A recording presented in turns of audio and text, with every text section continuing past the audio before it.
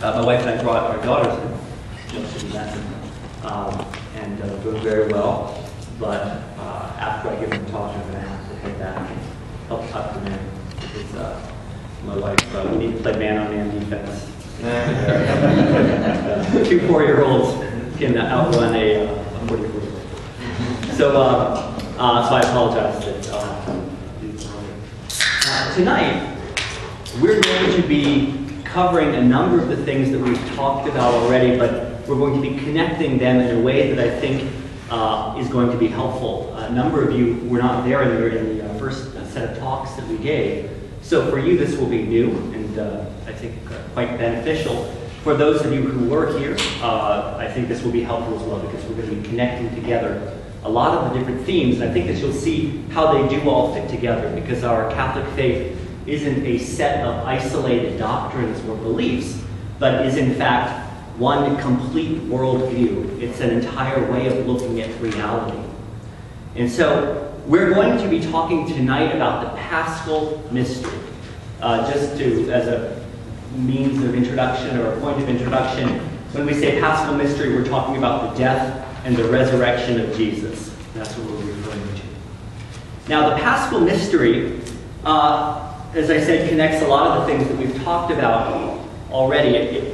We've covered in the very first session, we talked about mystery. How every single one of us at some point in our lives have come face to face with this thing that we call mystery. This sense that the world that we encounter isn't entirely the world as it really is. That there is a reality that lurks behind the appearance. That there is some kind of architecture to reality. This is mystery. This is that sense that we have. There are also other things like this process or this cycle that we see in all of creation, not just nature, although it is certainly in nature, but in other things as well. That it's this cycle that death leads to life. Death to life, death to life. Life comes out of death. We see that in the seasons. Plants bloom in the spring, and then they grow very strong in the summer. Then by fall, they begin to wither, as we're seeing now with the leaves changing. And then by wintertime, they die. The seeds fall to the earth, and then out of death, that next spring comes life. So we see this in the natural world. We see this in the cycle of the day, from darkness to light, darkness to light. But we see this also in our own lives. You know, we talked about the fact that if you've ever had an addiction or if you have ever made any kind of significant change, behavioral change in your life, you know that the old person, this person who did these things in the past, needs to die so that this new person can live. So even in the very human heart, the nature of what it means to be a human person, we see this cycle. Life comes from death. So we have this mystery, this sense that there's this architecture that lurks behind the scenes. We have this cycle, death to life, darkness to light, that we encounter in all things, the natural and the immaterial world. And so this points at something. This points at some kind of connecting tissue. And what this is, actually, the thing that connects these elements together, is that there was an event that occurred in time, in history, that ricocheted both forward into the future and then back into the past. And it's that event that we're going to talk about tonight. The gospel story began, as we discussed, in the Garden of Eden. It began at the beginning of the Bible, in Genesis, in chapter, the chapter we're going to talk about briefly tonight is chapter 3, but began in Genesis, where you have the Garden of Eden, which represents God's household. And we have Adam and Eve, who are part of God's family. God has fellowship with them. They're one family unit. And then there's a rift, and Adam and Eve are kicked out of the house. They no longer have access to the inheritance from that family, which is eternal life. It's the symbol is the tree of the fruit of eternal life, the tree of life, as we know it. And so there was this rift, and Adam and Eve were booted out of the garden, which was the family home. They were written out of the family will. They were no longer going to receive eternal life as an inheritance. And so that's how salvation history began. But at the very, very beginning, of the first book in the Bible, God told us in a prophecy how the story was going to end. And it's just one passage. I'm just going to read it. It's chapter 3, verse 15. This is after Adam and Eve fell. God confronts them and the serpent, who is Satan, and he curses Satan, and then he speaks to Adam and Eve, and he makes this statement. He says, I will put, he's talking to the serpent right now, I will put enmity, warfare, hatred, strife. I will put enmity between you and the woman, and between your seed and her seed. He shall bruise your head, and you shall crush his heel. Or he shall crush your head, and you shall bruise his heel, talking to the serpent. Now this is kind of abstract, and we wonder, well, what could that mean? He's talking to Eve. But he's not really talking to Eve. He's not talking about Eve. He's talking about some woman in the future whose offspring will do battle with the serpent, who of course is Satan. And the offspring will crush Satan's head, will destroy Satan, but not without a cost, that Satan will wound his heel. So this offspring of the woman will destroy Satan, but will do so at some kind of cost, some kind of self-sacrifice. And the rest of the Bible is the expansion of that theme that we see introduced at the very, very beginning. That's salvation history. If in one verse, if you needed to find one verse in the Bible that would kind of encompass everything, that's actually the place to go. Now, we talked about salvation history in an earlier week. We talked about how at each generation or at each new covenant, the relationship between God and humanity expanded in some way. It started off with a couple, with Adam and Eve, and then it grew with Noah into this family, and then it grew to Abraham with this people, and then into Moses, and then David, and then finally it grew with Jesus into something universal, this church, this gathering of people who are called out. So in each generation, this covenant expanded. But it was always expanding this one story. Throughout this period of time, there were prophecies. Throughout this salvation history, there were prophecies about how the story would end. We looked at the very first one. It's fairly ambiguous and kind of abstract. But there were specific prophecies about who this offspring would be, what the characteristics would be of this person, what he would do, in what form he would come. And the Jewish people recognized many of these prophecies. And so they expected this person, this Messiah, this anointed one, to come and to save them, to redeem them, to somehow repair this rift. But the problem was that they only recognized some of the prophecies. They didn't recognize all of them. If you're reading a book, say a math textbook, or actually let's say a science book, and someone came along before you got to the book and they cut out every other chapter, well, by the time you were done with it, your understanding of science would be somewhat incomplete. And if you didn't realize that someone had done that, then you would proceed in the mistaken notion that you understood what this book was about. But in fact, you only have half the story, or a portion of the story. And that was the case with the Jewish officials up to the time of Jesus. They were expecting a Messiah, but they were expecting a Messiah who would come as an earthly military leader, who would guide the people of Israel against their many occupiers, the many nations, the Babylonians, the Assyrians, the Romans, the Seleucids, all of the people who would imprison them in different ways. So they were thinking they would be freed from these people by this great king, this descendant of King David, who would be like King David, but even better as a military leader, and hopefully not as raunchy as King David. You know, someone who would be like David, but better than David, right? Without all his weaknesses. And so this is who they were looking for. And there are prophecies in the Old Testament about the Messiah that talk about him as a conqueror. That's true, absolutely. But then there are other prophecies that have to be read and understood that balance out that image. Prophecies in Isaiah, for example, that talk about how this Messiah will be a suffering servant. Not a conquering king, but someone who will come and suffer, and who will die for the sins of his people. He will be a conqueror, that's true, but he's not going to be a conqueror of kingdoms. He's going to come and conquer death.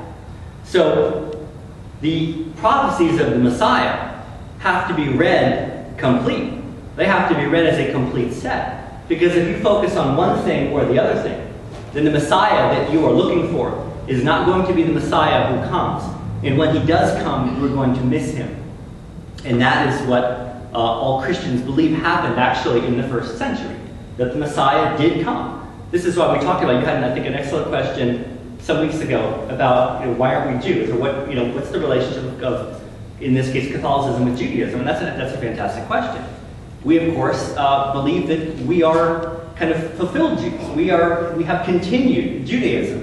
The difference between us and the Jewish people is that we believe that the Messiah came, and that he came in the first century, and that he set up something that's beyond ethnicity, or beyond the boundaries of nations, something universal, something Catholic, Catholic, something universal. And so we believe that, of course, the Messiah came, and we think that in coming, the Messiah fulfilled this prophecy there in Genesis, that he was able to repair this rift that occurred between humanity and between God in the Garden of Eden. And he did this through a sacrifice. Every religion has some form of sacrifice. You can't find a religion that doesn't have some kind of sacrifice. The Aztecs sacrificed humans. Ancient Judaism, of course, sacrificed animals, along with hundreds and hundreds of other religions. You have agrarian religions that sacrifice grain, sacrifice the first fruits of a harvest. And then, of course, you have more esoteric religions that would have some kind of personal sacrifice through meditation or fasting or these kinds of things. But all religions recognize the importance of sacrifice. That only things that are really, really good, that are really deeply important, that are deeply meaningful, those things can only come through some kind of sacrifice. Everything comes at a cost. And so this is not only at the heart of Christianity, but this is at the heart of all religion. And in fact, this is at the heart of our own understanding as well. We instinctively understand that this is true. And so it is not surprising then that this Messiah's mission would involve a sacrifice. We talked last week, or 2 weeks ago rather, about why Christians believe that Jesus is God, why we believe that he performed miracles, why we believe that he rose from the dead. And I think after that, we saw that there are actually very good, compelling reasons for us to believe that those things are true. But we have to reconcile the fact that Jesus was God with this other fact that he died on the cross in a very humiliating and horrible way. This was something that was difficult for the Jewish people to accept because, of course, they were looking for something very different. They were looking for this kind of conquering Messiah. And so they missed these other prophecies. And in fact, one of the most important prophecies that they missed was the prophecy of Jesus dying on the cross itself. And he opened their eyes in a fairly dramatic way. I'm referring to Psalm 22. You will all probably recognize the scene. Jesus is hanging on the cross. He's not hanging on the cross in the psalm. I gave you the psalm, by the way, and I apologize.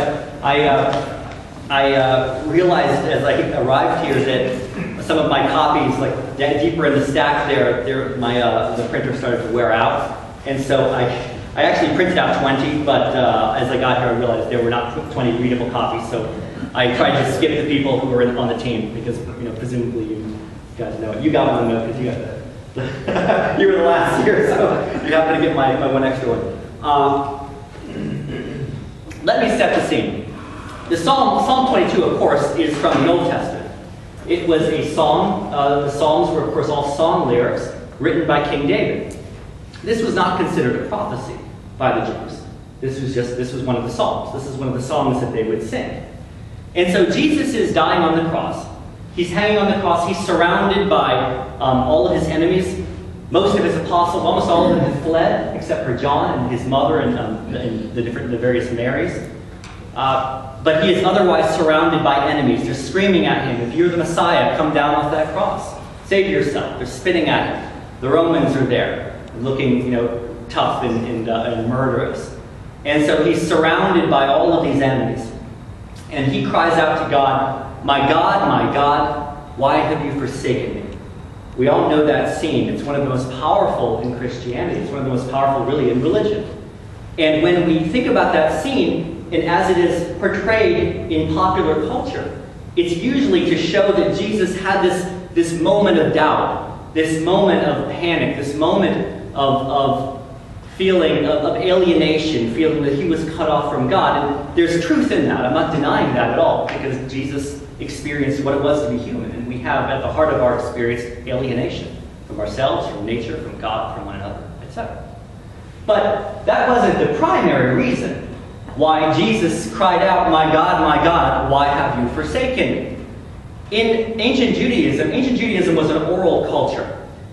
Jewish officials, Jewish scribes, would routinely memorize the Old Testament. That was not at all uncommon, because of course they couldn't Xerox or print out many copies of their Old Testament. They were contained in scrolls decayed, and so it was part of their studies to memorize the scriptures. And also, they didn't have any way of indicating verses. There were no numbers by the verses. This is something that was added during the Middle Ages, late Middle Ages. So they didn't have verses or numbers. They couldn't say Psalm 22, verse 10. So what they would do when they wanted to refer to a specific part of Scripture is that they would quote the first line from either that book or that chapter. And then the other scribes who were there, who would have all of this memorized, could then go through and they would have it in their heads. And so that's how they did their Bible thumping. They weren't saying, well, John 3:16, well, John 8:58. They weren't doing that. They were quoting lines from Scripture. And so that's what Jesus is actually doing here. He's not crying out to God. That's not primarily, this is not an expression of panic or despair. He's connecting himself to Psalm 22, to all of the Jewish officials who were standing there in front of him.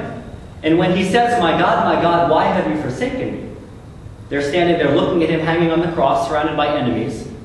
And they're going through the lines of the psalm in their head. And they probably had a pretty jarring shock. I'm not going to go, I'm going to skip read this. Really, the two last paragraphs are the most important. But it goes, my God, why have you forsaken me? Why are you so far from helping me from the words of my groaning? Oh my God, I cry by day, but thou dost not answer, and by night I find no rest. I'm going to skip 2 paragraphs down. Many bulls encompass me, strong bulls of Bashan surround me. They open wide their mouths at me like a ravening and roaring lion. In other words, I'm surrounded by enemies. I'm surrounded by bulls. In other words, it's a slang for thugs, like muscular thugs, like violent people. Next paragraph. I am poured out like water, and all my bones are out of joint. My heart is like wax, it is melted within my breast. My strength is dried up like a potsherd, and my tongue cleaves to my jaws. Thou dost lay me in the dust of death.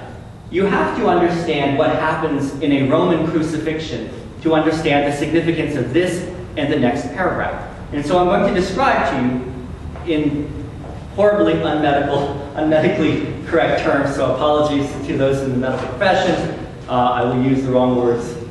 Advance warning. The Romans, as I mentioned 2 weeks ago, if they were good at anything, they were good at killing things. Right? They really knew how to kill someone and to kill them in the most humiliating and painful way possible.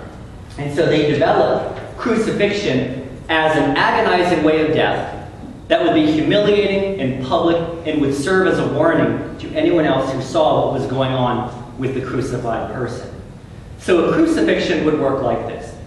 The person would be laid out typically with a crossbeam placed down on the ground first. There would be a post that was already planted in the ground and secured. And that would oftentimes, at least in cases like this where there were a lot of crucifixions, that would be kind of a permanent post. So the crossbeam would be laid out, and then the victim would be put on it.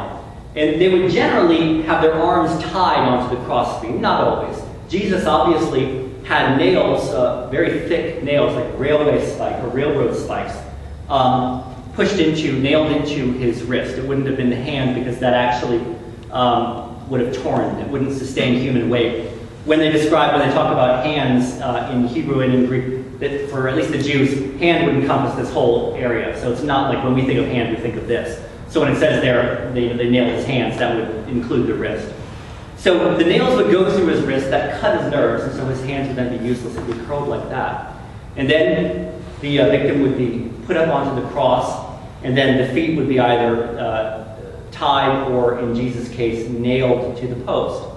When people look at a crucifixion, or they look at a crucifix, this one here, most people don't really understand how a crucified victim dies. They assume that maybe it's through dehydration, or maybe starvation, or maybe the sun, or just heat stroke, or something like that. And that actually isn't how a crucified victim dies. A crucifixion, the death that comes from crucifixion, except in certain circumstances where there's someone happens to live for days and they end up dehydrating or dying of thirst. But in most cases, the crucified victim dies of asphyxiation. Because if you think about it, you have the post, it's a flat surface. You have the person whose feet are nailed like this, and then arms are attached like this. It's not conveyed very well through classic crucifixes like this, but if you've ever seen John Paul II's crucifix, the one that he would carry, where you have Jesus really just kind of hanging, drooping off of it, that's much more accurate to what actually would have happened. So what happens is when the person is nailed here, they're not flat up against the board like this. They immediately fall forward like this, but their arms are affixed like back here. And so what this does is this actually compresses their chest. They can inhale, but in that position, they cannot exhale. And so to exhale, they have to push themselves up to exhale. And then they fall back down, and they push themselves up. So unlike movies that you see, in crucifixions, you don't have people hanging, just kind of hanging there like they're asleep. They're in constant motion. They're up and down, up and down. And if they stop, they die because they can't breathe. Now, to the details of this thing, this psalm rather. Let me read this line again, or this paragraph again. I am poured out like water, and all my bones are out of joint. The crucified victim in Palestine, immediately you're in the Palestinian sun. There is no barrier. There's nothing blocking you from it. It's burning hot. You start to sweat, and you start to become dehydrated. So you are poured out like water. All my bones are out of joint. After a period of time, when the person is hanging on the cross, the weight of the person will pop their arms, their shoulders out of their joints. And then they will be hanging literally by the skin and the cartilage and any connecting tissue. This also causes that section to fill with fluid, which kind of compresses that, makes it harder to breathe. Makes it, you have to kind of work even harder. So the bones are popped out of joint. My heart is like wax. It is melted within my breast. As you become extremely dehydrated, your blood thickens like wax, and then your heart is forced to work even harder and harder and harder to pump that through. My strength is dried up like a potsherd, and my tongue cleaves to my jaws. One of the interesting things that you read in ancient Roman accounts of crucifixions is that the victim's tongue would dry out from the dehydration and swell up and stick to the roof of the person's mouth. And so, oftentimes in crucifixions, there would be a point in time when they could no longer talk or scream because their mouth was kind of swollen. So again, it matches this detail. Thou dost lay me in the dust of death. Next paragraph. Yea, dogs are around about me. A company of evildoers encircle me. They have pierced my hands and feet. I can count all my bones. They stare and gloat over me. They have pierced my hands and feet. That doesn't get clear. I mean, that doesn't really require any explanation, right? That's a pretty amazing description of what happened. I can count all my bones. Of course, his bones are jutting out, and especially once they're popped out, it would be quite dramatic there around his shoulder area. They stare and gloat over me. They divide my garments among them, and for my raiments they cast lots. We know the Romans cast dice for his cloak. They were going to rip it, but they thought, why would we rip a good robe? We'll just gamble for it so that at least one person can have an undamaged garment. This prophecy, this psalm, was not only written before Jesus existed. I mean, that would be dramatic enough. But this psalm was written 800 years before the Romans even invented crucifixion as a means of execution. 800 years before the invention of crucifixion. So this psalm was not considered a prophecy, but you can imagine the scene with the Jewish officials watching all of this happen before them, running through something that they just considered a psalm, and then seeing the event played out before them with this man who they are screaming at hanging on the cross. So this is the culmination, in a sense, of the Paschal Mystery, this sacrifice. Now there is the resurrection, and one can't be separated from the other. But this sacrifice, there's a reason why Catholics have Jesus hanging on the cross. It's not because we're bloody or we're gory, or we somehow like to celebrate his suffering. But this is a reminder of the love that Jesus had for us, that he was willing to endure this, and the fact that his sacrifice was able to repair this rift that was caused between humanity and God. That's why we have that. That's why we don't have what is called an empty cross or virgin cross, which is where you just have the cross. We go with the crucifix because that reminds us of the depth of the sacrifice that God made for us. This, oddly enough, was the plan that was set into motion in Genesis. That to repair the rift between God and man, God being perfect, there had to be sacrifice. That rift had to be closed, but it would be closed at a cost. And only a perfect sacrifice would be enough to close that rift, because God is himself perfect. And the only perfect thing is God.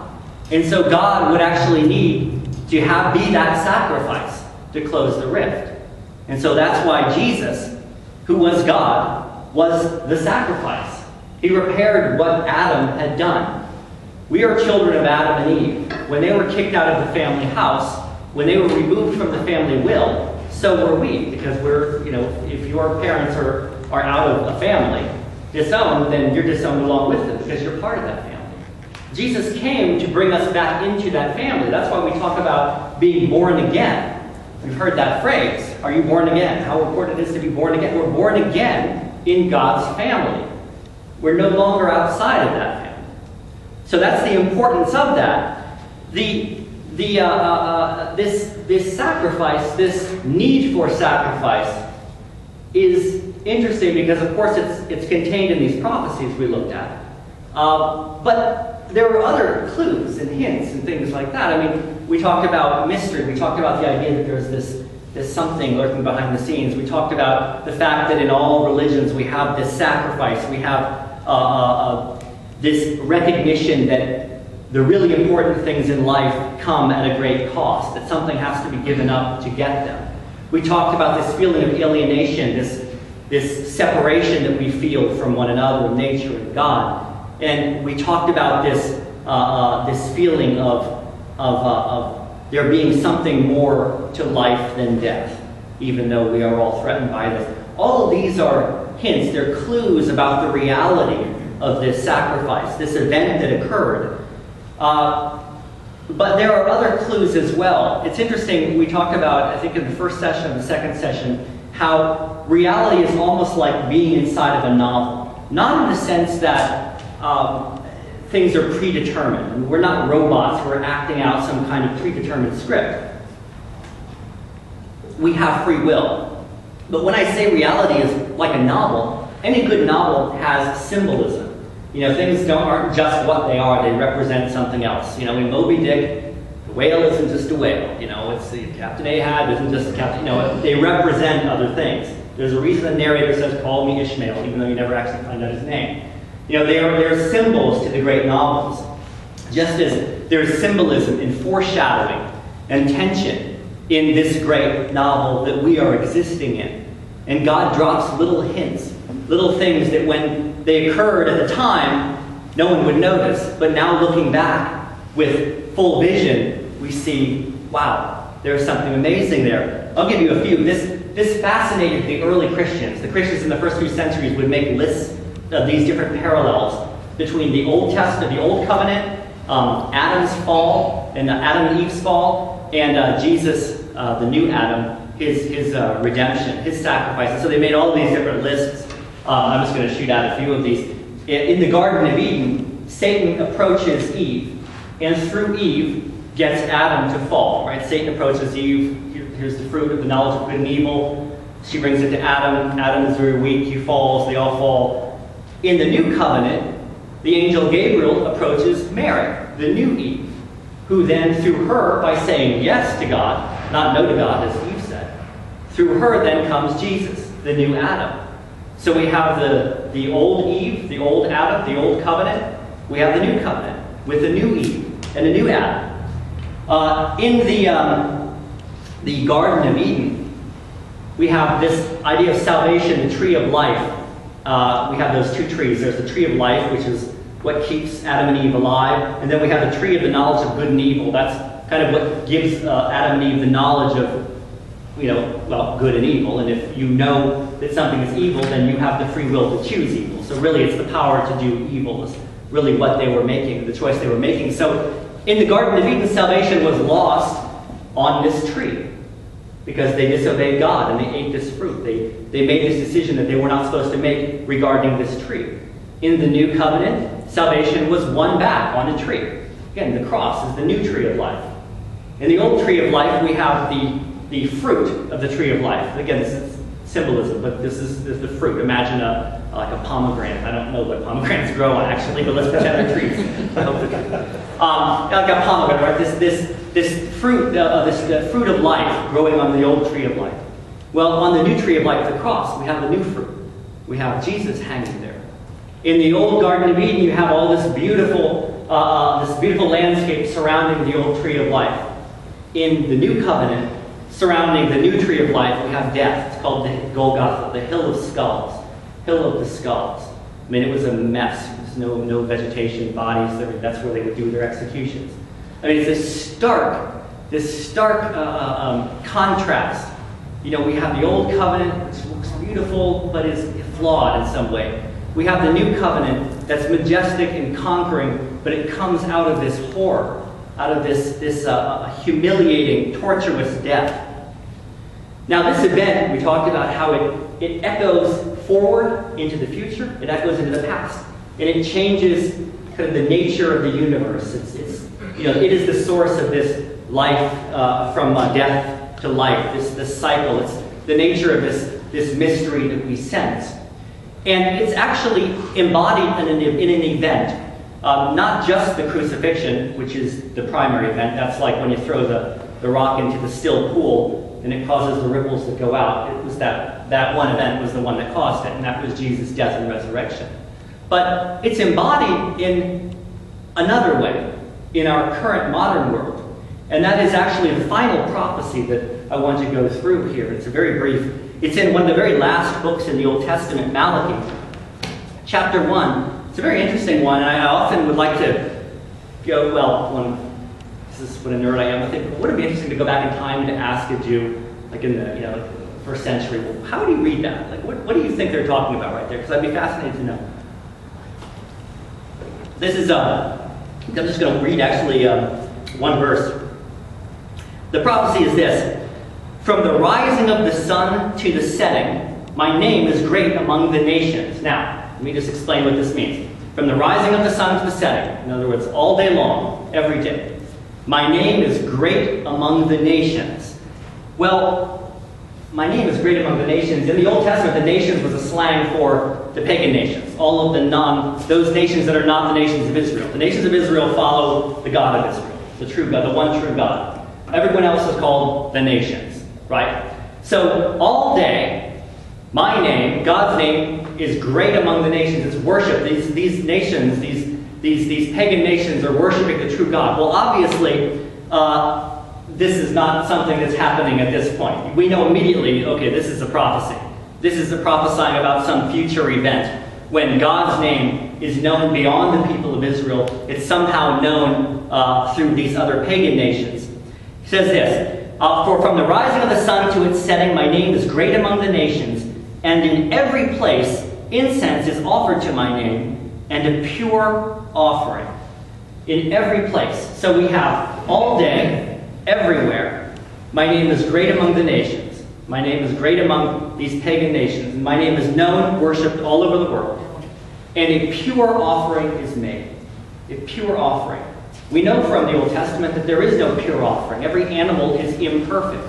It is impure. There was in history only one pure offering because there is only one pure thing, and that is God.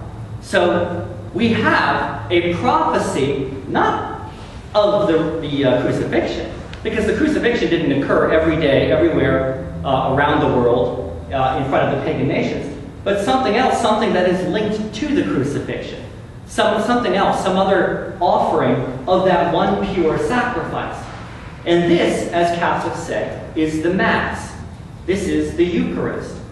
Before Jesus was captured on the night before he died, he was celebrating the Passover meal. That was the Last Supper. We've all seen the paintings, and you probably know the basics of Passover. It was celebrating Moses leading the people out of Egypt.